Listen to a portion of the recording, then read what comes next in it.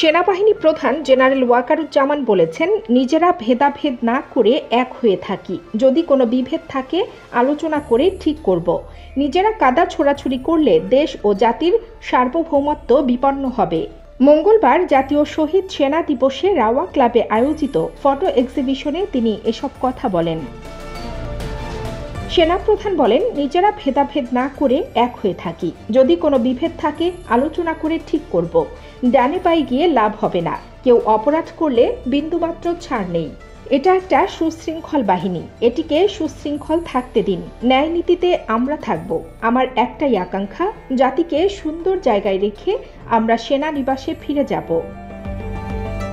তিনি বলেন, আজকে পুলিশ সদস্য কাজ করছে না, কারণ তাদের অনেকেই জেলে। RAB, BGB panicked. দেশের শান্তি রক্ষার দায়িত্ব শুধু সেনাবাহিনীর নয়, আনসার বাহিনী আছে। 30,000 সেনাবাহিনী সদস্য নিয়ে আমরা কিভাবে করব? একটা অরাজক পরিস্থিতির মধ্যে বিরাজ করছি আমরা। অপরাধীরা এর সুযোগ নিচ্ছে।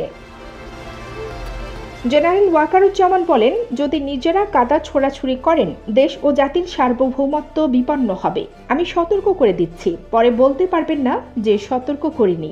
সেনাবাহিনীর প্রতি আক্রমণ করবেন না। সেনাবাহিনী এবং সেনাপ্রধানের জন্য বিদ্বেষ কারো কারো কি কারণে জানি না। আমাদের সাহায্য করেন, আক্রমণ নয়।